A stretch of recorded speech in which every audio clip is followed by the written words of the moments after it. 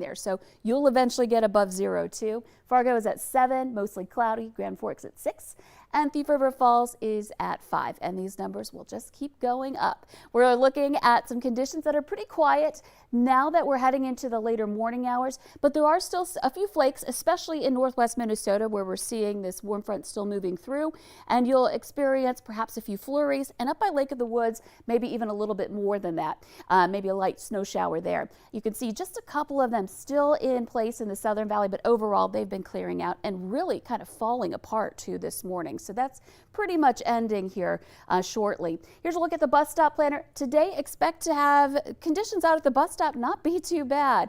Remember last week how cold we were? Well, this week we're starting off with some temperatures into the single digits above 0. Keep in mind there will be some wind chills that are down closer to 0 or even below with that south wind into the teens, but it's warming us up. So by the afternoon, and the kids are heading home, this is going to be really nice. Temperatures into the mid-20s in Fargo, and throughout much of the valley will be in that range. Some of us even above freezing again this afternoon out to the west. So let's take a look at our planner here for the week. We've got that warm up starting today, and we really see those temperatures soar into Tuesday.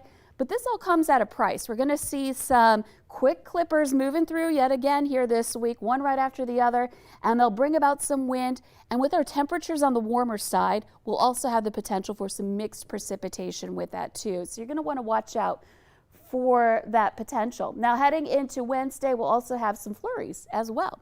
So again, unsettled out there here as we head into the forecast. Here's a look at something that might bring you a little bit of a smile here today. Sunrise. It's getting earlier and earlier. As we head into next week, we'll gain another 10 minutes in the morning hours. And in a month, the sun rises before 7 a.m. Keep in mind, though, as we switch over to daylight saving time, we will see that kind of shift a little bit, but we'll have more daylight in the evening. And here's the big thing. We gain 3 minutes of daylight a day now. We've entered what is called solar spring, which is the time of year when we're really gaining a lot of daylight. So it's just nice to say the word spring here right now, and we'll continue to do so as we make our way through February. And nice to see that sunshine right Yes. there this morning as well. Lisa, thank you today.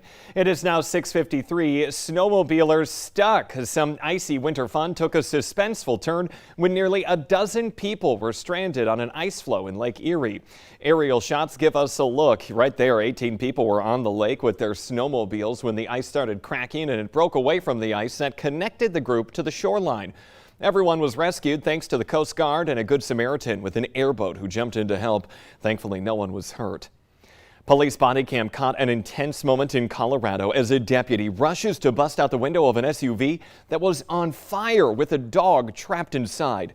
The deputy had a hard time seeing the animal because of all the smoke, and they just kept breaking windows and feeling for that dog.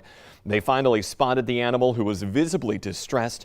Now, after a moment of struggling to grip that large dog, the deputy pulled the pet from the car as smoke overtakes him. The dog is now thankfully okay. Afterwards, he thanked the rescuers with some puppy kisses. It's now 6:54. Police are sorting through details of a stabbing in South Fargo from over the weekend. They got the call Saturday afternoon to a home in the 1400 block of Gateway Circle South. Officers found a victim who appeared to have been stabbed with something, but there's no word this morning on their condition. It's also unclear if police are looking for a suspect. We are waiting to hear more information from Fargo PD about a head-on crash in South Fargo. It happened around 7 last night at 17th Avenue and 45th Street South. That's near the Home Depot. Traffic was at a standstill as first responders worked the scene. No word on any injuries. A Sunday shopping run turned tragic for one Minnesota family. Police say a 95-year-old woman was hit and killed by a car yesterday afternoon in a Walgreens parking lot in Bloomington. A man called 911 to say that he had hit someone while backing out of a parking spot. That woman died at the scene. The federal trial of 3 former Minneapolis police officers charged with violating George Floyd's civil rights is expected to continue this morning after being abruptly suspended last week because of one of the defendants testing positive for COVID-19. J. Alexander King, Thomas Lane, and Toe Tao are accused of depriving Floyd of his rights when they failed to give him medical aid, as Officer Derek Chauvin knelt on that black man's neck for 9.5 minutes while Floyd was handcuffed, face down and gasping for air. The judge halted that trial last Wednesday in the middle of its second week, but they didn't say who had COVID. However, at the time, Lane was the only defendant not in the courtroom. Protesters gathered in Minneapolis again last night to call for justice for Amir Locke. They're demanding the resignation of Minneapolis Mayor Jacob Frey, interim police chief Amelia Huffman, and Judge Peter Cahill, who signed that no-knock warrant. You might remember Cahill. He was the judge who presided over the Derek Chauvin murder trial. Protesters last night also called for the officers who executed that warrant to be fired and prosecuted. Minnesota Governor Tim Walz says no-knock warrants can be dangerous and they should be reviewed by police departments across the state. He is talking after that deadly shooting of Amir Locke. Now, they used a key to get into the apartment, and that's where Locke was sleeping. I'm sorry it took this tragedy, but there are voices now saying across the political spectrum that these are dangerous. They're dangerous for, as you saw in this case, a young man. They're dangerous for police, and we need to figure out what the best practice is to make sure, one, we're getting violent criminals or folks that we're looking for off the streets, but this young man had nothing to do with the warrant. Locke was killed Wednesday morning in a downtown apartment after the SWAT team went in. One of the officers fired at Locke when they saw he was holding a gun.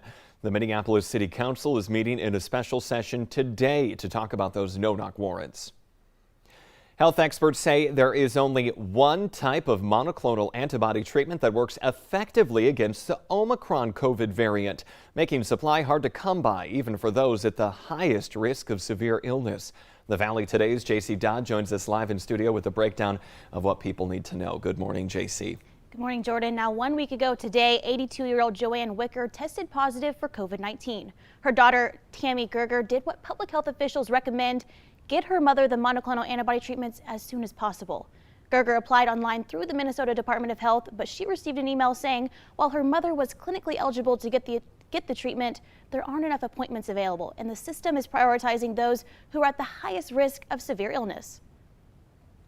Frustrated because I just thought that they were available. Hoping she doesn't get any more sick, I guess.